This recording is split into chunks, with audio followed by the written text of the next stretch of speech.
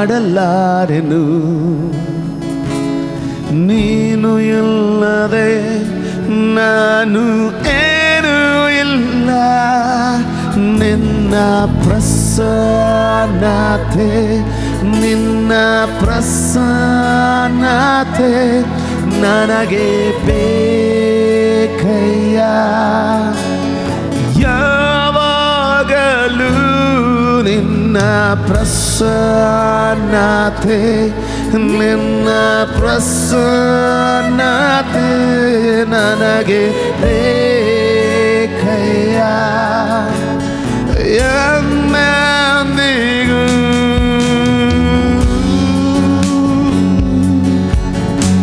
ಕರಗಳನ್ನೆತ್ತಿ ಕರ್ತನಿಗೆ ಸಲ್ಲಬೇಕಾದ ಗೌರವವನ್ನು ಸಲ್ಲಿಸೋದಾಗಿದ್ರೆ ಆತನು ಖಂಡಿತವಾಗಿ ನಮ್ಮನ್ನು ಮುಟ್ಟುವವನು. ನೀನು ಇಲ್ಲದೆ ನಾನೇನು ಮಾಡಲಾರೆನು. ನೀನು ಇಲ್ಲದೆ ನಾನು ಏನೂ ಇಲ್ಲ. ಓ ನೀನು ಇಲ್ಲದೆ ನಾನೇನು ಮಾಡಲಾರೆನು. ನೀನು ಇಲ್ಲದೆ ನಾನು ಏನೂ ಇಲ್ಲ. ನಿನ್ನ ಪ್ರಸನ್ನತೆ, ನಿನ್ನ ಪ್ರಸನ್ನತೆ ನನಗೆ ಬೇಕಯ್ಯ. ಯಾವಾಗಲೂ ನಿನ್ನ ಪ್ರಸನ್ನತೆ, ನಿನ್ನ ಪ್ರಸನ್ನತೆ ನನಗೆ ಬೇಕಯ್ಯ.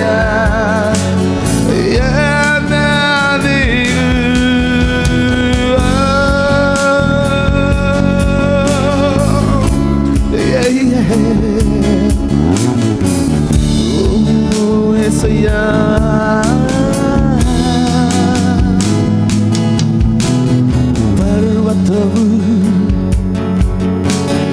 ಮೇಣದಂತೆ ನಿನ್ನ ಸನ್ನಿಧಿಯಲ್ಲಿ ಕರಗುವವು. ಪರ್ವತವು ಮೇಣದಂತೆ ನಿನ್ನ ಸನ್ನಿಧಿಯಲ್ಲಿ ಕರಗುವವು. ನಿನ್ನ ಪ್ರಸನ್ನತೆ, ನಿನ್ನ ಪ್ರಸನ್ನತೆ ನನಗೆ ಬೇಕಯ್ಯ. ಯಾವಾಗಲೂ ನಿನ್ನ ಪ್ರಸನ್ನತೆ, ನಿನ್ನ ಪ್ರಸನ್ನತೆ ನನಗೆ ಬೇಕಯ್ಯ.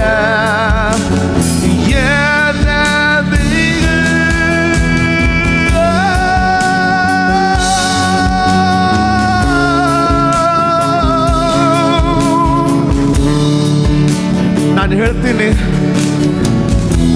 ನಿನ್ನ ಬೆಟ್ಟ ಎಷ್ಟೇ ದೊಡ್ಡದಾಗಿದ್ರೂ ಚಿಂತೆ ಇಲ್ಲ. ಆತನನ್ನು ಆರಾಧಿಸುವಾಗ ಆತನ ಪ್ರಸನ್ನತೆಯಡಿಯಲ್ಲಿ ಈ ದಿನದು ಕರಗಿ ಹೋಗುವಂಥದ್ದಾಗಿದೆ. ದೇವ ಮಗುವೆ, ನಿನ್ನ ಕರಗಳನ್ನೆತ್ತಿ ಆತನಿಗೆ ಸ್ತುತಿಗಳನ್ನು ಅರ್ಪಿಸು.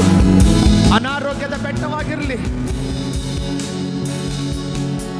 ಯಾವುದೇ ತೊಂದರೆಯ ಬೆಟ್ಟವಾಗಿರಲಿ, ಆತನ ಸನ್ನಿಧಿಯಲ್ಲಿ ಕರಗಿ ಹೋಗ್ತದೆ. ಆಮೋಸ 3ನೇ ಅಧ್ಯಾಯ 3ನೇ ವಚನ ಮಾತ್ರ. ಯಾರಾದ್ರೂ ಗಟ್ಟಿಯಾಗಿ ಓದ್ತೀರಾ? ಓದ್ತೀಯ ಮಹಾಲಕ್ಷ್ಮಿ? ಗೊತ್ತು ಮಾಡಿಕೊಳ್ಳದೆ. ಓಕೆ, KJV ಟ್ರಾನ್ಸ್ಲೇಷನ್ ಏನ್ ಹೇಳ್ತದೆ ಅಂದ್ರೆ ಒಪ್ಪಂದ ಮಾಡಿಕೊಳ್ಳದೆ. ಇಂಗ್ಲಿಷ್ ಬೈಬಲ್ ಏನ್ ಹೇಳ್ತದೆ ಅಂದ್ರೆ can to walk together unless they are agreed.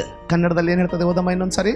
ಗೊತ್ತು ಮಾಡಿಕೊಳ್ಳದೆ, ಗೊತ್ತು ಮಾಡಿಕೊಳ್ಳದೆ ಅಥವಾ ಒಪ್ಪಂದ ಮಾಡಿಕೊಳ್ಳದೆ ಇಬ್ಬರು ಜೊತೆಯಾಗಿ ನಡೆಯುವರೋ. ಇದನ್ನ ಬಹಳ ಬೋಧಕರಲ್ಲಿ ನಾವು ಬೋಧನೆಯನ್ನು ಕೇಳಿದ್ದೀವಿ.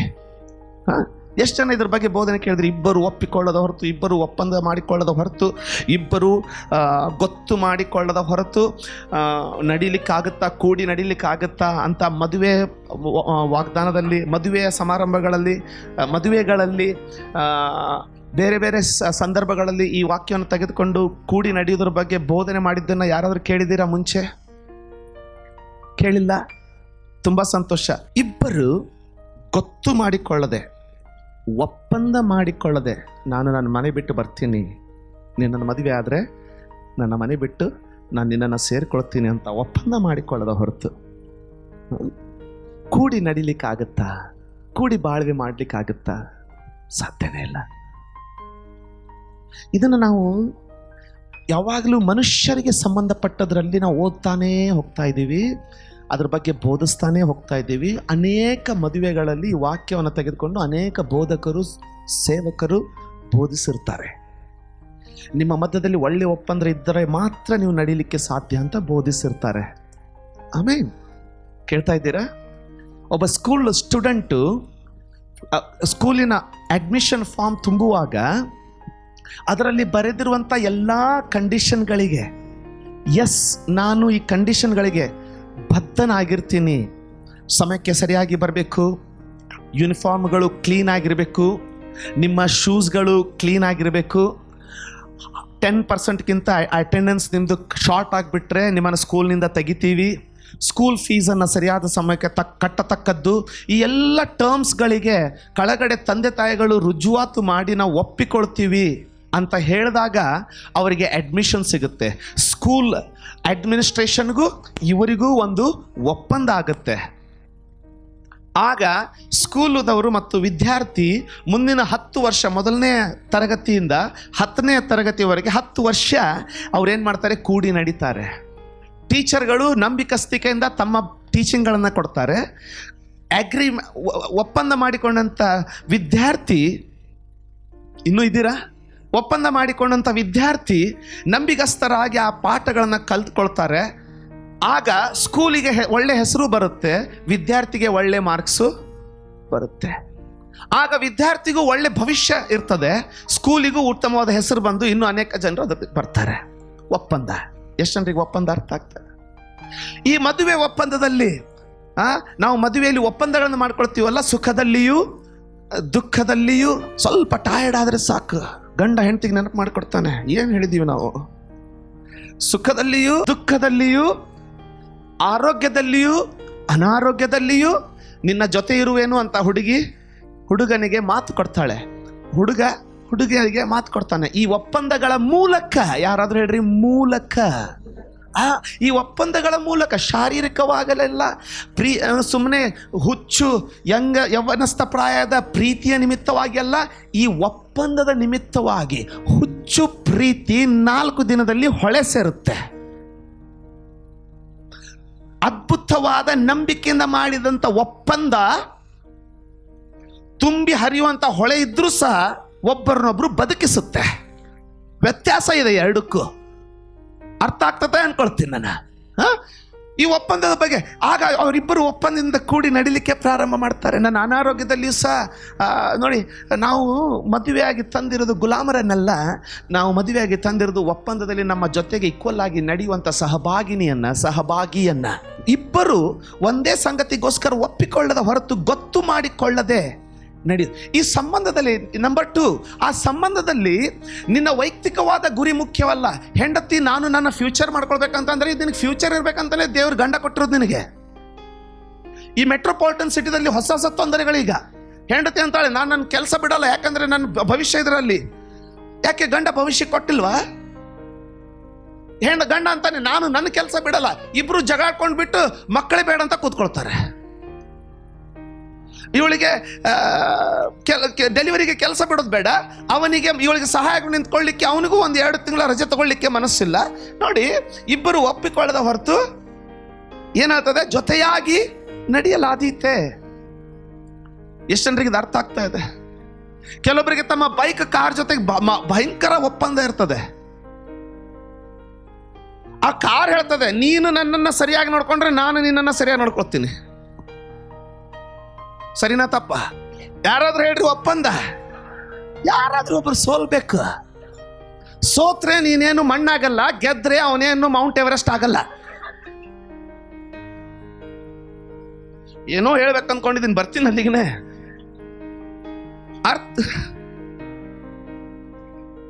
ಕೆಲವೊಬ್ಬರಿಗೆ ಮುಜುಗರ, ಏನಪ್ಪ ಯಾರು ಹೇಳಿದ್ರು ನನ್ನ ಕತೆ ಪಾಸ್ಟ್ರಿಗೆ ಅಂತ. ಇನ್ನು ಇಬ್ಬರು ಒಪ್ಪಿಕೊಳ್ಳದೆ ಹೊರತು, ಈ ಕೀಬೋರ್ಡ್ಗೂ ಅವಳಿಗೂ ಬಾನ್ ಒಪ್ಪಂದ, ಆ ಗಿಟಾರ್ಗೂ ಅವ್ರಿಗೂ ಒಪ್ಪಂದ. ಗಿಟಾರ್ ಹೇಳುತ್ತೆ, ನೀನು ನನ್ನನ್ನು ನೋಡ್ಕೊಂಡ್ರೆ ನೀನು ಸ್ಟೇಜ್ ಮೇಲೆ ಮರ್ಯಾದೆ ಕಳೆಯಲ್ಲ, ನನ್ನನ್ನು ನೀನು ಏನಾದರೂ ನೋಡ್ಕೊಳ್ಳೋದು ಹೋದ್ರೆ ಒಳ್ಳೆ ಹಾಡಿದ್ದಾಗಲೇ ಟಿಂಗ್ ಅಂತ ಬಿಡ್ತೀನಿ, ಬಿಡ್ತೀನಿ ಕೈ.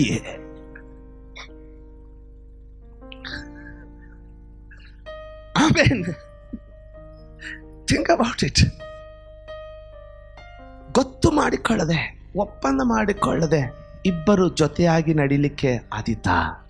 ಏನಿವೆ, ಇದನ್ನ ಇಷ್ಟರವರೆಗೂ ಮನುಷ್ಯರ ಬಗ್ಗೆ ಬೋಧಿಸ್ತಾ ಇದ್ದೀವಿ. ಈ ನಾವು ಬೋಧಕರಾದಂಥ ನಾವು ಮೇಲಿನ 2 ವಚನಗಳಿಗೆ ಧ್ಯಾನನೇ ಕೊಡಲಿಲ್ಲ. ದೇವರು ಯಾರ ಜೊತೆಗೆ ಒಪ್ಪುವಂತ ಇದ್ದಾನೆ ಅಂತ ಅದನ್ನು ಕಿತ್ಕೊಂಡು ಬಿಟ್ಟು ಹೆಂಡತಿ ಜೊತೆಗೆ ಒಪ್ಕೊಳ್ಳೋದ್ರ ಬಗ್ಗೆ ಅಂಟಿಸಿಬಿಟ್ಟಿದ್ದೀವಿ. ಅದನ್ನು ಕಿತ್ಕೊಂಡು ಬಿಟ್ಟು ಪಾಸ್ಟರ್ ಜೊತೆಗೆ ಹೊಂದ್ಕೊಳ್ಳೋದ್ರ ಬಗ್ಗೆ ಅಂಟಿಸ್ಬಿಟ್ಟಿದ್ದೀವಿ. ಆದರೆ ದೇವರು ಯಾರ ಜೊತೆಗೆ ಹೊಂದಿಕೋ ಅಂತ ಹೇಳ್ತಾ ಇದ್ದಾನೆ ಅನ್ನೋದನ್ನು ಮೊದಲಿನ 2 ವಚನಗಳಲ್ಲಿ ನಾವು ಧ್ಯಾನನೇ ಮಾಡಿಲ್ಲ. ಈಗ ತೆಗಿಬೇಡಿ, ನಾನು ಓದ್ತೀನಿ. ಈಗ ಕೇಳ್ತಾ ಇದ್ದೀರಾ?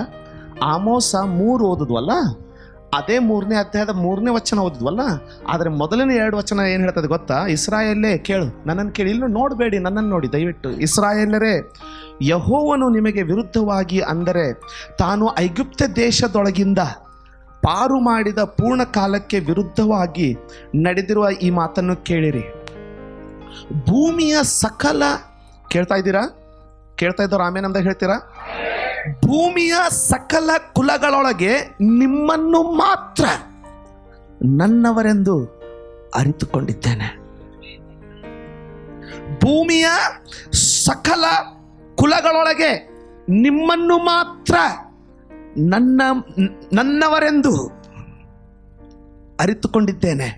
ಆದ ಕಾರಣ ನಿಮ್ಮ ಎಲ್ಲ ಪಾಪಗಳ ಫಲವನ್ನು ನಿಮಗೆ ತಿನ್ನಿಸುವೆನು. ಗೊತ್ತು ಮಾಡಿಕೊಳ್ಳದೆ ಇಬ್ಬರು ಜೊತೆಯಾಗಿ ನಡೆಯುವರು. ಅಂದರೆ ದೇವರು ನೀವು ಗೊತ್ತು ಮಾಡ್ಕೊಂಡು ನಡೀರಿ ಅಂತ ಹೇಳ್ತಾ ಇಲ್ಲ. ನನ್ನ ಜೊತೆಗೆ ನಿಮ್ಮ ಪಾರ್ಟ್ನರ್ಶಿಪ್ ಹೆಂಗೈತಿ ಅಂತ ಕೇಳ್ತಾವನೆ. ಈ ವಚನ ಜನರ ಜೊತೆಗೆ, ಒಬ್ಬರ ಜೊತೆಗೆ ಒಬ್ಬರು ಮದುವೆ ಮಾಡಿಕೊಂಡು ಗೊತ್ತು ಮಾಡಿಕೊಂಡು ನಡೆಯೋದಲ್ಲ. ನೀನು ದೇವರ ಜೊತೆಗೆ ಒಪ್ಪಿಕೊಳ್ಳದೆ ಹೋದರೆ, unless you agree with God, how can you walk with him?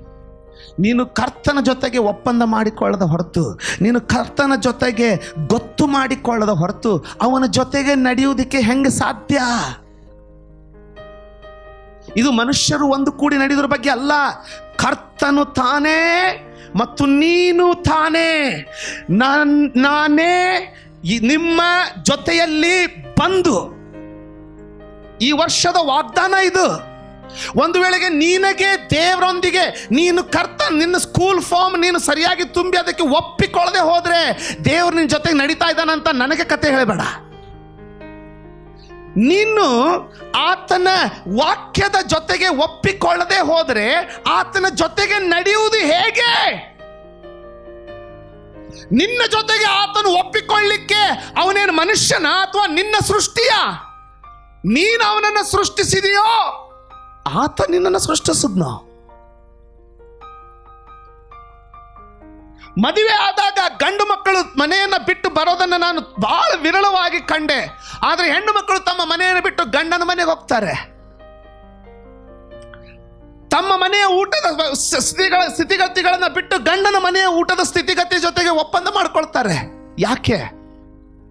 ಇಬ್ಬರು ಒಪ್ಪಿಕೊಳ್ಳದೆ ಹೋದ್ರೆ ನಡಿಲಿಕ್ಕಾಗಲ್ಲ. ನನ್ನನ್ನು ಯೇಸು ಸ್ವಾಮಿ ತನ್ನ ಕನ್ನಿಕೆಯನ್ನಾಗಿ ಕರೆದ.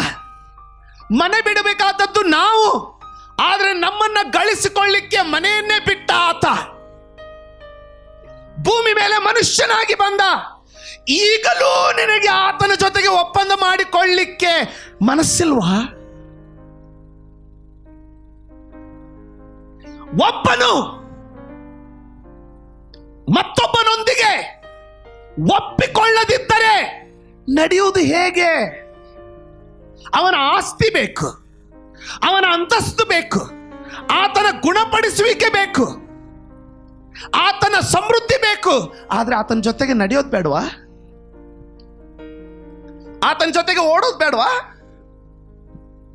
ಯಾರು ಅರ್ಥ ಮಾಡ್ಕೊಳ್ತಾ ನೋಡ್ತಾ ಇದ್ದೀರಾ? ನಮಗಿರುವಂತ ತೊಂದರೆಗಳಿಗೆ ಮೂಲ ಕಾರಣ ನಾವು ಆತನ ಜೊತೆಗೆ ಒಪ್ಪಂದ ಮಾಡಿಕೊಳ್ಳದೆ ಇರೋದು. ಇಬ್ಬರು ಒಪ್ಪಿಕೊಳ್ಳದೆ ಹೋದ್ರೆ, ಮನುಷ್ಯರ ಬಗ್ಗೆ ಮಾತಾಡ್ತಾ ಇಲ್ಲ ಆತ. ಓದಿ ನೋಡಿ, ಧ್ಯಾನ ಕೊಟ್ಟು ಓದಿ ನೋಡಿ, ಏನು ಹೇಳ್ತಾ ಇದ್ದಾನೆ? ಇಸ್ರಾಯೇಲೇ, ಯೆಹೋವನು ನಿಮಗೆ ವಿರುದ್ಧವಾಗಿ, ಅಂದರೆ ತಾನು ಐಗುಪ್ತದೊಳಗಿಂದ ಪಾರು ಮಾಡಿದ ಪೂರ್ಣ ಕುಲಕ್ಕೆ ವಿರುದ್ಧವಾಗಿ ನುಡಿದಿರುವ ಮಾತನ್ನು ಕೇಳಿರಿ. ಭೂಮಿಯ ಸಕಲ ಕುಲಗಳೊಳಗೆ ನಿಮ್ಮನ್ನು ಮಾತ್ರ ನನ್ನವರೆಂದು ಅರಿತುಕೊಂಡಿದ್ದೇನೆ.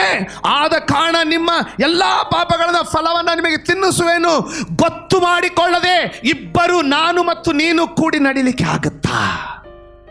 This is not about two agreeing on earth. It is about God and you agreeing.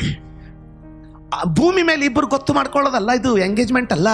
ಇದು ದೇವರು ಮತ್ತು ನೀನು ಒಪ್ಪಂದ ಮಾಡಿಕೊಳ್ಳೋದು. ಯಾರಾದ್ರೂ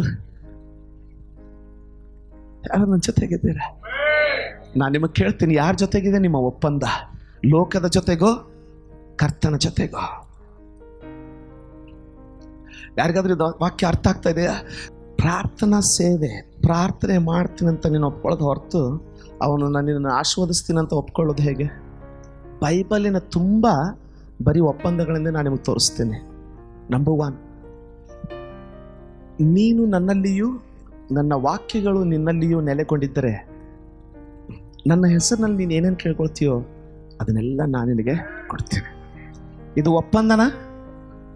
ನಾವು ಮೇಲಿನದೆಲ್ಲ ಕಟ್ ಮಾಡಿಬಿಡ್ತೀವಿ, ಗಿಡ ಕಟ್ ಮಾಡ್ದಂಗೆ. ಲಾಸ್ಟ್ ಲೈನ್ ಅಷ್ಟೇ ಹೇಳ್ಕೊಡ್ತೀವಿ, ನೀನು ಕೇಳಿದ್ದನ್ನೆಲ್ಲ ಕೊಡ್ತೀನಿ. ಸ್ವಲ್ಪ ತಾಳು, ಮೇಲಿದೋದು. ಮೇಲೇನು ಹೇಳ್ತದೆ? ನೀನು ನನ್ನಲ್ಲಿಯೂ ನನ್ನ ವಾಕ್ಯಗಳು ನಿನ್ನಲ್ಲಿಯೂ ನೆಲೆಗೊಂಡಿದ್ದರೆ. ಒಪ್ಪಂದ. ಎಲ್ಲಿವರೆಗೂ ನೀನು ಈ ವಾಕ್ಯದ ಜೊತೆಗೆ ಒಪ್ಪಂದವನ್ನು ಮಾಡಿಕೊಳ್ಳಲು ಸಾಕಾಯ್ತು ಸ್ವಾಮಿ, ಟಯರ್ಡ್ ಆದೆ, ಇನ್ನು ನನ್ನ ಮನಸ್ಸಿಗೆ ಬಂದಂಗಲ್ಲ, ಈ ವಾಕ್ಯ ಹೇಗೆ ಹೇಳ್ತದೋ ಆ ರೀತಿ ನಾನು ನಡೀತೀನಂತ ಒಪ್ಪಂದ ಮಾಡಲ್ಲ, ಅಲ್ಲಿವರೆಗೂ ಪ್ರಯತ್ನ ಮಾಡ್ತೀಯ ಅಂದರೆ ಬಾವಿ ತೋಡ್ತೀಯ, ನೀರು ಸಿಕ್ಕಲ್ಲ. ಗಿಡ ಕಟ್ತೀಯ, ಗಿಡ ಹಚ್ತೀಯ, ಫಲ ಸಿಕ್ಕಲ್ಲ. ಮೀನಿಗೆ ಗಾಳ ಹಾಕ್ತೀಯ, ಮೀನು ಸಿಕ್ಕಲ್ಲ. ಆದ್ರೆ ಯಾವಾಗ ಆ ಒಪ್ಪಂದದಲ್ಲಿ ಬರ್ತೀಯೋ ಎಲ್ಲ ಬದಲಾಗ್ಲಿಕ್ಕೆ ಸ್ಟಾರ್ಟ್ ಆಗತ್ತೆ. ಯಾಕಂದ್ರೆ ಆತನೊಬ್ಬನೇ ಕೊಡಲಿಕ್ಕೆ ಸಾಧ್ಯವಿರೋನು. I don't find this word is about two of agreeing on earth. This is about man agreeing with God. ನಾನು ಅಂದ್ಕೊಳ್ಳಲ್ಲ ಇದು ಭೂಮಿ ಮೇಲೆ ಇಬ್ಬರು ಒಪ್ಪಿಕೊಳ್ಳೋದ್ರ ಬಗ್ಗೆ ಬರೆದಿದೆ ಅಂತ.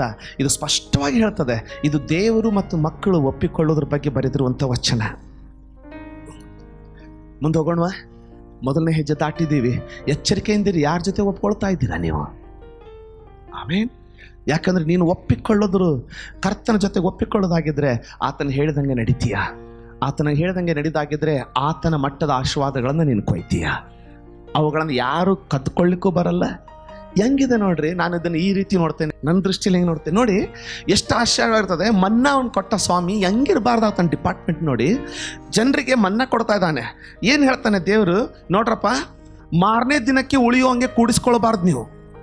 ಇವತ್ತು ಎಷ್ಟು ಕೂಡಿಸ್ಕೊಳ್ಬೇಕಂದ್ರೆ ನಿನಗೆ ಎಷ್ಟು ತಿನ್ನೋ ಕೆಪಾಸಿಟಿ ಐತೆ ಅಷ್ಟೇ ಕೂಡಿಸ್ಕೊಳ್ಬೇಕು. ರಾತ್ರಿ ಅದನ್ನು ತಿಂದು ಮುಗಿಸಿ ಏನಂತೀರ, ಯುಟೆನ್ಸಿಲ್ಸ್ ಏನಂತೀವಿ ನಾವು, ಪಾತ್ರೆಯನ್ನ ತೊಳೆದಿಡ್ಬೇಕು. ಇವರು ಒಪ್ಪಂದ ನೋಡಿ, ಒಪ್ಪಂದ ಹೆಂಗೈತೆ, ಇವ್ರ ಒಪ್ಪಂದ ನೋಡಿ ಹೆಂಗೈತೆ. ಹೋದ್ರು ಫ್ರೀಯಾಗಿ ಮನ್ನ ಸಿಗ್ತೈತೆ, ಕುಡಿಸಿದ್ರು.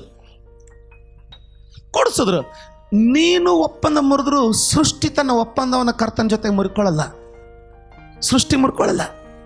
ನಿನ್ನನ್ನು ಬಿಡ್ತದೆ ಸೃಷ್ಟಿ ಹೊರತು ಆತನ ಕರ್ತನ ಸೃಷ್ಟಿ ಕರ್ತನನ್ನು ಬಿಡಲ್ಲ. ಅದು ನಿನ್ನ ಯೌವನ ನಿನ್ನನ್ನು ಬಿಟ್ಬಿಡ್ತದೆ, ನಿನ್ನ ಸುಂದರತೆ ನಿನ್ನನ್ನು ಬಿಟ್ಬಿಡ್ತದೆ, ನಿನ್ನ ಶರೀರದ ಬಲ ನಿನ್ನನ್ನು ಬಿಟ್ಬಿಡ್ತದೆ. ಆದರೆ ಅವೆಲ್ಲವೂ ತಮ್ಮ ಸೃಷ್ಟಿಕರ್ತನ ಜೊತೆ ಒಡಂಬಡಿಕೆಯನ್ನು ಮಾತ್ರ ಬಿಡಲ್ಲ. ಬಿಡಲ್ಲ. ಅದು ಆ ಸುಂದರತನ ಯೌವನತನವನ್ನು ಎಷ್ಟಾದ್ರೂ ಹಿಡ್ಕೊಳ್ಳಿ ನೀನು, ಒಂದು ದಿನ ಬಿಟ್ಟೆ ಹೋಗುತ್ತೆ, ನಿನ್ನ ಉಳಿಯಲ್ಲ. ಆದ್ರೆ ಸೃಷ್ಟಿಕರ್ತ ಬಿಡಲ್ಲ ಅದು. ಅದಕ್ಕೆ ಆತನಿಗೆ ಶಾರೋನಿನ ಗುಲಾಬಿ ಅಂತ ಹೆಸರು. ಅದು ಎಂಥ ಗುಲಾಬಿ ಅಂದ್ರೆ ಅದಕ್ಕೆ ಪ್ರಾರಂಭ ಅನ್ನೋದಿಲ್ಲ, ಅಂತ್ಯ ಅನ್ನೋದಿಲ್ಲ. ಅದು ಎಂಥ ಗುಲಾಬಿ ಅಂದ್ರೆ ಅದರ ಸುಂದರತೆಗೆ ಕಳೆ ಎಂದಿಗೂ ಬರಲ್ಲ. 1000ರಲ್ಲಿ ಸುಂದರನು, 10,000ರಲ್ಲಿ ಸುಂದರನು ಆತನೊಬ್ಬನೇ. ಯಾಕಂದ್ರೆ ಆತನಿಗೆ ಕೊನೆ ಎಂಬುದಿಲ್ಲ. ಯಾರಾದ್ರೂ ಅರ್ಥ ಆಗೋರು ಇಲ್ಲಿದ್ರೆ ಒಂದ್ಸಾರಿ ಆಮೇಲೆ ಅಂತ ಹೇಳ್ತೀರಾ? ಈ ದಿನದ ಶೀರ್ಷಿಕೆ ನಾನೇನು ಕರೆದಿದ್ದೀನಿ ಅಂದ್ರೆ, ಈ ವಾಕ್ಯದ ಶೀರ್ಷಿಕೆಯನ್ನು ಏನಂತ ಕರೆದಿದ್ದೀನಿ ಅಂದ್ರೆ, the walk with god is the walk of power. ದೇವರೊಂದಿಗೆ ನಡೆಯುವುದಂದರೆ ಬಲದೊಂದಿಗೆ ನಡೆಯುವುದು ಅಂದ. ಅಂದ್ರೆ ಈ ಒಪ್ಪಂದ ಬಲಹೀನತೆಯ ಒಪ್ಪಂದ ಅಲ್ಲ, ಇದು ಬಲವುಳ್ಳ ಒಪ್ಪಂದ. ಈ ಒಪ್ಪಂದದಲ್ಲಿ ಎಷ್ಟೊಂದಿಗೆ ಅರ್ಥ ಆಗ್ತದೆ ಗೊತ್ತಿಲ್ಲ. ಈ ಒಪ್ಪಂದದಲ್ಲಿ ಬರುವಂತ ಸಂಬಂಧ ನಿನ್ನ ಎಲ್ಲಾ ಬಲಹೀನತೆಗಳನ್ನು ತೆಗೆದುಹಾಕಿ ಆತನ ಬಲವನ್ನ ನಿನ್ನಲ್ಲಿ ಹರಿಸುವಂತ ಒಪ್ಪಂದ. ಇದನ್ನು ಸ್ವಲ್ಪ ಹೆಜ್ಜೆ ಹೆಜ್ಜೆಯಾಗಿ ನೋಡ್ಕೊಳ್ಳೋಣ. ಯಾರಾದ್ರೂ ಇಲ್ಲಿ ಇನ್ನೂ ಜೀವಂತವಾಗಿದ್ರೆ ಒಂದು ಸಾರಿ ಆಮೇಲೆ ಅಂತ ಹೇಳ್ತೀರಾ? ಮೋಶೆ ಹುಟ್ಟಿದಾಗ ನಾನು ಅದನ್ನು ಇಂಗ್ಲೀಷ್ನಲ್ಲಿ ಹಿ ವಾಕ್ಡ್ ವಿತ್ ಹಿಸ್ ಪೇರೆಂಟ್ಸ್, ತನ್ನ ತಂದೆ ತಾಯಿಗಳ ಜೊತೆಗೆ ನಡೆದ ಅಂತ ಕರೀತೀನಿ. ಕೂಸು ಎದ್ದು ನಡೆಯಲ್ಲ, ಅದನ್ನು ಲಿಟ್ರಲಿ ಹಾಗೆ ತಗೊಳ್ಳೋದಲ್ಲ. ಆತನು ಹುಟ್ಟಿದಾಗ ಯಾರ ಜೊತೆಗೆ ಬೆಳೆದ? ತನ್ನ ತಂದೆ ತಾಯಿ ಜೊತೆಗೆ ಬೆಳೆದ, ನಡೀತಾ ಇದ್ದ. ಏನಾಯ್ತು ಹೇಳಿ? ಅವನ ತಂದೆ ತಾಯಿಗಳು ಆಗಿದ್ದ ಪರಿಸ್ಥಿತಿ ಏನು? ತಂದೆ ತಾಯಿಗಳು ಈ ಕೂಸು ಹತ್ತು ಬಿಟ್ರೆ ರಾಜನಿಗೆ ಗೊತ್ತಾಗುತ್ತೆ. ಯಾಕಂದ್ರೆ ರಾಜನು ನಿಯಮ ಮಾಡಿದ್ದಾನೆ, ಇಬ್ರಿಯರಲ್ಲಿ ಗಂಡು ಕೂಸುಗಳು ಇರಬಾರ್ದು, ಅದನ್ನು ಕೊಂದು ಹಾಕ್ಬೇಕಂತ. ಇನ್ನು ಮುಂದೆ ಇದನ್ನು ನಾವು ನೋಡಿಕೊಳ್ಳಿಕ್ಕೆ ಆಗಲ್ಲ ಅಂತ. ನಾನೀಗೊಂದು ಪ್ರಶ್ನೆ ಕೇಳ್ತೀನಿ ನಿಮಗೆ. ಅವ್ರಿಗೆ ಆ ಕೂಸಿನ ಮೇಲೆ ಪ್ರೀತಿ ಇರ್ಲಿಲ್ವಾ? ತಮ್ಮ ಸ್ವಂತ ಮಗುವಿನ ಮೇಲೆ ಪ್ರೀತಿ ಇರ್ಲಿಲ್ವಾ? ಇತ್ತ? ಏನಂತೀರಾ? ನೀವೇನಂತೀರಾ? ಪ್ರೀತಿ ಇತ್ತ? ಮಮತೆ? ಅವರು ಅದನ್ನ ಒಂದು ರಾಳದಿಂದ ಒಂದು ಬುಟ್ಟಿಯನ್ನ ಮಾಡಿ ಅವನನ್ನ ನಾವಿಕನನ್ನಾಗಿ ಬಿಟ್ಬಿಟ್ರು. ಸೇಲರ್ ನಾವಿಕನನ್ನಾಗಿ ಬಿಟ್ಬಿಟ್ರು. ಅವನ ಹಣೆ ಬರಕ್ಕೆ ಅವನು ಬಿಟ್ಬಿಟ್ರು. ಅವನು ಎಲ್ಲೋಗ್ತಾನೆ ಹೋಗಲಂತ ಬಿಟ್ಬಿಟ್ರು. ಬಿಡ್ಲಿಕ್ಕೆ ಮನಸ್ಸಿಲ್ಲ, ಬಿಡುವಾಗ ಕರಳು ಚುರ್ರನ್ನುತ್ತೆ. ಆದರೆ ಅವ್ರ ಜೊತೆಗೆ ನಡೆಯುವಾಗಲೂ ಸಹ ಅವನನ್ನ ಬದುಕಿಸ್ಬೇಕಂದ್ರೆ ಅವರಲ್ಲಿ ಕ್ಷಮತೆ ಇಲ್ಲ, ಅವರಲ್ಲಿ ಆ ಶಕ್ತಿ ಇಲ್ಲ. ಎಂತ ಶಕ್ತಿ ಇಲ್ಲ? ಆ ಅರಸನ ಜೊತೆಗೆ ಹೋರಾಡೋ ಶಕ್ತಿ ಇಲ್ಲ ಅವರಲ್ಲಿ. ಎಷ್ಟಂಟಿಗೆ ಅರ್ಥ ಆಗ್ತಾ ಇದೆ? ಕರಳು ನೋಸುತ್ತೆ, ಚುರ್ರನ್ನುತ್ತೆ, ಕಷ್ಟ ಆಗುತ್ತೆ, ಆದ್ರೆ ಶಕ್ತಿ ಇಲ್ಲ. ಇಬ್ಬರು ಒಪ್ಪಿಕೊಳ್ಳದ ಹೊರತು ನಡೆಯೋದು ಹೇಗೆ? ನಂಬರ್ 1 ನೆನಪಿಟ್ಕೊಳ್ಳಿ, ಇದು ಮೋಶೆ ಒಪ್ಪಿಗೆ ಬಗ್ಗೆ ನಾನು ಮಾತಾಡ್ತಾ ಇಲ್ಲ. ಅವನ ತಂದೆ ತಾಯಿಗಳ ಜೊತೆಗೆ ಆತನು ನಡೆಯುವಾಗ ಅವರು ಮನಸ್ಸಿಲ್ಲದೆ ಹೋದರೂ ಸಹ ಅವನನ್ನ ಒಂದು ರಾಳದ ಬುಟ್ಟಿಯನ್ನ ಮಾಡಿಬಿಟ್ಟು, ಅದಕ್ಕೆ ರಾಳ ಹತ್ತಿಬಿಟ್ಟು, ಆಪಿನಿಂದ ಒಂದು ಬುಟ್ಟಿಯನ್ನ ಮಾಡಿ ಅದಕ್ಕೆ ರಾಳ ಹಚ್ಚಿಬಿಟ್ಟು ಅವನನ್ನ ಬೋಟಲ್ಲಿ ಕೂತ್ಕೊಳ್ಬಿಟ್ಟು ಅವನ ನಸೀಬು, ಅವನ ಹಣೆ ಬರಹ ಅವನನ್ನು ಎಲ್ಲಿಗೆ ಹೋಯ್ತದೋ ಅಲ್ಲಿಗೆ ಬಿಟ್ಬಿಟ್ರು. ಕೇಳ್ತಾ ಇದ್ದೀರಾ? ಆಯ್ತು, ದೇವರ ಕೃಪೆ ಅಡಿಯಲ್ಲಿ ಅವನು ಹೋಗಿ ಫರೋಹನ ಮನೆ ಸೇರ್ದ. ಅದನ್ನು ಗೊತ್ತಿರೋದ್ರಿಂದ ಕಟ್ ಮಾಡಿ ಹೇಳ್ತಾ ಇದ್ದೀನಿ. ಎರಡನೇದಾಗಿ, ತನ್ನ ಜೀವನದ 2ನೇ ಹಂತದಲ್ಲಿ ಫರೋಹನ ಜೊತೆಗೆ ನಡೆದ. ಆದ್ರೆ ಫರೋಹನು ತಪ್ಪು ಮಾಡುವಾಗ ಧೈರ್ಯದಿಂದ ನಿಂತ್ಕೊಳ್ಳಿ ಹೇಳುವಂತ ಧೈರ್ಯ ಅವನಿಗಿಲ್ಲ. ಫರೋಹನನ್ನು ಎದುರಿಸುವಂತ ಧೈರ್ಯ ಅವನ ತಂದೆ ತಾಯಿಗಳಿಗಿಲ್ಲ. ಫರೋಹನು ಏನಾದ್ರೂ ಹೇಳಿದ್ರೆ ಮಾಡದೇ ಇರೋದಕ್ಕೆ ಅಥವಾ ಮಾಡುವುದಕ್ಕೆ ತನ್ನ ಸ್ವಂತ ಇಚ್ಛೆಯಿಂದ ಇವನಿಗೆ ಧೈರ್ಯ ಇಲ್ಲ. ಅಲ್ಲಿಂದ ಓಡ್ ಹೋದ. ಕೇಳ್ತಾ ಇದೆಯಮ್ಮ? ಅಲ್ಲಿಂದ ಓಡ್ ಹೋದ. ಯಾರ ಕೈಯಲ್ಲಿ ಸಿಕ್ಕ? ಅವನ ಮದುವೆ ಆದ ಅವನಿಗೆ ಜೆತ್ರೋ ಕೈಯಲ್ಲಿ ಸಿಕ್ಕ. ಅವನು ಯಾರು? ಮಿದ್ಯಾನದ ಪೂಜಾರಿ. ಅವನಿಗೆ ಮಕ್ಕಳು, ಹೆಣ್ಣು ಮಕ್ಕಳು. ಅವರಲ್ಲಿ ಅವನು ಹೇಳ್ದ, ನಾನು ನಿನಗೇನು ಕೊಡ್ಲಿಕ್ಕಿಲ್ಲಪ್ಪ, ಒಬ್ಬ ಮಗಳಿದ್ದಾಳೆ, ತಕ್ಕೋ, ಕುರಿಗಳಿದೆ, ಸಾಕೋ. ತಂದೆ ತಾಯಿಗಳು ಬುಟ್ಟಿಯಲ್ಲಿ ಕೊಟ್ರು. ಫರೋಹನು ಅವನನ್ನು ಅಧಿಕಾರ ಕೊಡದೇನೆ ವಂಚಿಸ್ದ, ಅಥವಾ ಕೊಟ್ಟರು ಅವನ ನಡೆಸ್ಲಿಕ್ಕಾಗಲಿಲ್ಲ. ಮಾವ ಅವನನ್ನ ಕುರುಬನನ್ನಾಗಿ ಮಾಡ್ದ. ಯಾರಾದ್ರೂ ಇಲ್ಲಿದ್ದೀರಾ? ಕುರುಬನನ್ನಾಗಿ ಮಾಡ್ದ. ಆದ್ರೆ ಒಂದು ದಿನ ಆತನ ಕುರಿಗಳನ್ನು ಮೇಯಿಸ್ತಾ ಇದ್ದಾಗ ಏನಾಯ್ತು? ಯಾರ ಕರೆದ್ರು. ಅದು ಹಿಂಗೆ ಕರೀಲಿಲ್ಲ. ಕರೆದಾಗ ಸುಂದರವಾದ ಒಂದು ಮಾತು ಹೇಳಿದ್ರು ಅವರು. ಅಲ್ಲಿ ಏನು ಹೇಳ್ತದಂದ್ರೆ, ಯೆಹೋವನು, ಇದನ್ನು ಸ್ವಲ್ಪ ಧ್ಯಾನ ಕೊಟ್ಟು ಕೇಳಿ. ಯೆಹೋವನು ಇಸ್ರಾಯೇಲರ ಬಿಟ್ಟಿ ಕೆಲಸದ ನಿಮಿತ್ತವಾಗಿ ಅವರ ಗೋಳಿಟ್ಟಿದ್ದನ್ನ ಕೇಳಿಸಿಕೊಂಡು ಅವರ ಪಿತೃಗಳಾದ ಅಬ್ರಹಾಮ ಇಸಾಕರ ಜೊತೆಗೆ ಮಾಡಿಕೊಂಡಂತ ಒಪ್ಪಂದವನ್ನ ಜ್ಞಾಪಿಸಿಕೊಂಡ. ಯಾರಿಗೆ ಅರ್ಥ ಆಗ್ತದೆ ನಾನು ಹೇಳ್ತಾರೆ? ದೇವರಿಗೆ ಅವರು ಗೋಳಿಡುವಾಗ ಹುಡುಕಿದ್ದು, ನೆನಪಿಗೆ ಬಂದಿದ್ದು ಅವರ ತೊಂದರೆ ಅಲ್ಲ. ದೇವರು ಕರುಣೆಯಿಂದ ಜನರನ್ನ ಆಶೀರ್ವದಿಸಲಿಕ್ಕೆ ಆಶೆ ಪಡುವುದಾಗಿದ್ರೆ ಲೋಕದಲ್ಲಿ ಮೂಲೆ ಮೂಲೆಗಳಲ್ಲಿ ಭಿಕ್ಷೆ ಬೇಡಿಕೊಂಡು ಕಾಲಿಲ್ದನೆ ಕುಂಟವರಿದ್ದಾರೆ. ದೇವರವ್ರನ್ನ ಮುಟ್ಟಬಹುದು. ಆದ್ರೆ ದೇವರವ್ರ ಬಿಟ್ಟಿ ಕೆಲಸದ ನೋವನ್ನ ಕೇಳಿ ನೆನಪಿಸ್ಕೊಂಡಿದ್ದೇನಂದ್ರೆ ಒಪ್ಪಂದ, ವಾಗ್ದಾನ, ಒಡಂಬಡಿಕೆ. ಆಗ ದೇವರು ವಾಕ್ಯ ಹೇಳ್ತದೆ, ಅಬ್ರಹಾಮನನ್ನು ನೆನೆಸಿಕೊಂಡು. ಯಾಕೆ? ಇಬ್ಬರಿಗೂ ವಾಗ್ದಾನವಾಗಿತ್ತು, ಒಪ್ಪಂದ ಆಗಿತ್ತು. ಇಬ್ಬರು ಒಪ್ಪಿಕೊಂಡಾಗ ಹೆಂಗೆ ನಡೆದ್ರಂದ್ರೆ, ವಾಕ್ಯ ಹೇಳ್ತದೆ, ಅಬ್ರಹಾಮನನ್ನ ದೇವರು ಗೆಳೆಯನಂತ ಕರೆದಂತೆ, ಅವರನ್ನು ನೆನೆಸ್ಕೊಂಡಂತೆ, ಅವ್ರ ನಿಮಿತ್ತವಾಗಿ ಇವ್ರನ್ನ ಬಿಡಿಸ್ಲಿಕ್ಕೆ ಮನಸ್ಸು ಮಾಡಿದ್ನಂತೆ. ನೋಡಿ ಏನು ಹೇಳ್ತಾ ಇದ್ದೇನೆಂದ್ರೆ, ಆ ದೇವರು ಇಬ್ಬರು ಒಪ್ಪಿಕೊಳ್ಳೋದ್ರ ಹೊರತು ನಡೀಲಿಕ್ಕೆ ಕಷ್ಟ ಅಂತ ಹೇಳೋದಾಗಿದ್ರೆ, ದೇವರ ಜೊತೆ ಮಾಡಿಕೊಳ್ಳುವಂಥ ಒಪ್ಪಂದದಲ್ಲಿ ಎಷ್ಟು ಬಲ ಇದೆ ಅಂದರೆ, ನಾಳೆ ನೀನಿಲ್ಲದ ಕಾಲಕ್ಕೆ, ನೀನಿಲ್ಲದೆ ಇರುವಾಗ ನಿನ್ನ ಮಕ್ಕಳು ಗೋಳಿಟ್ಟರೂ ಸಹ ದೇವರು ನಿನ್ನ ಮಕ್ಕಳನ್ನು ನೋಡದೆ ನೀನು ಅವನ ಜೊತೆಗೆ ಮಾಡಿಕೊಂಡು ನಡೆದಂಥ ಒಪ್ಪಂದ ನೋಡ್ತಾನೆ. ಹೆಂಗೆ ನಡೆದಾನೆ ಇವನು ನನ್ನ ಜೊತೆಗಂತ, ಎಷ್ಟು ಆಳವಾಗಿ ನಡೆದಿದ್ದಾನಲ್ಲ ಅಂತ ಕಂಡು ಅದರ ನಿಮಿತ್ತವಾಗಿ ನಿನ್ನ ಮಕ್ಕಳನ್ನು ಮುಟ್ಲಿಕ್ಕೆ ಬರಲಿಕ್ಕೆ ಬಲವುಳ್ಳವನವನು. See, his parents made him a sailor. ಆತನ ತಂದೆ ತಾಯಿಗಳು ಆತನ ಬುಟ್ಟಿಯಲ್ಲಿ ಹಾಕಿದ್ರು. ಅವ್ರ ಜೊತೆಗೆ ನಡೆಯುವಾಗ, ಫರೋನ್ ಜೊತೆ ನಡೆಯುವಾಗ ಅವನನ್ನು ಕರಪ್ಟ್ ಲೀಡರ್ ಮಾಡಿಬಿಡಿದ್ರು, ಭ್ರಷ್ಟನಾದಂಥ ನಾಯಕನನ್ನು ಮಾಡಿದರು. ಹೋಗ್ಲಿ ಅಂತ ಮಾವನ ಜೊತೆಗೆ ನಡೀಲಿಕ್ಕೆ ಹೋದರೆ, ಮಾವ ಹೇಳ್ದ, ಈಗ ಇಂಪಾರ್ಟೆಂಟ್ ಸಂಗತಿಗೆ ಬರ್ತಾ ಇದ್ದೀನಿ ಕೇಳಿ. ಮಾವ ಅವನಿಗೆ ಕುರಿಗಳನ್ನು ಕೊಟ್ಟು ಕುರುಬನನ್ನಾಗಿ ಮಾಡ್ದ. ಆದರೆ ದೇವರು ಬಂದರು, ಅಪ್ಪ ನಿನ್ನ ವಾಗ್ದಾನ ಇವರೆಲ್ಲರ ಜೊತೆಗಲ್ಲ, ನಿನ್ನ ಒಪ್ಪಂದ ಇವರೆಲ್ಲರ ಜೊತೆಗಲ್ಲ, ನಿನ್ನ ಒಪ್ಪಂದ ನನ್ನ ಜೊತೆಗೆ. ಈಗ ನನ್ನ ಜೊತೆಗೆ ನಿನ್ನ ಒಪ್ಪಂದ. ಯಾರಾದ್ರೂ ಇಲ್ಲಿದ್ದೀರಾ? ನನ್ನ ಜೊತೆಗೆ ಒಪ್ಪಂದ ಅಂತ ಬಂದಾಗ ಏನಾಯ್ತು ನೋಡೋಣ. ಮೊದಲನೇದಾಗಿ ಮೋಶೆ ಹೇಳ್ತಾ ಇದ್ದಾನೆ, ಸ್ವಾಮಿ ನನಗೆ ಇದನ್ನು ಹೇಳಿ ಮುಗಿಸ್ತೀನಿ, ಬೇಗ ಕೇಳಿ. ಆತ ಭಾಳ ಸುಂದರವಾಗಿ, ಅದು ವಿಮೋಚನ ಕಾಂಡ 3ನೇ ಅಧ್ಯಾಯದಲ್ಲಿ ತಿರುಗಿಸ್ಲಿಕ್ಕೆ ಹೋಗಬೇಡಿ, ಸುಂದರವಾಗಿ ಹೇಳ್ತಾ ಇದ್ದಾನೆ. ನಾನು ಮೋಶೆ ದೇವರಿಗೆ ಫರೋಹನ ಸನ್ನಿಧಿಗೆ ಹೋಗುವುದಕ್ಕೂ ಇಸ್ರಾಯೇಲರನ್ನ ಐಗುಪ್ತ ದೇಶದಿಂದ ಕರೆದುಕೊಂಡು ಬರುವುದಕ್ಕೂ ನಾನು ಎಷ್ಟರವನು? ನನ್ನಲ್ಲೇನೈತೆ? ನಾನು ಹೆಂಗೆ ಅವನನ್ನು ಬಿಡಿಸ್ಕೊಂಡು ಬರ್ಲಿಕ್ಕೆ? ನನ್ನ ಯೋಗ್ಯತೆನೇ ನನಗಿಲ್ಲ.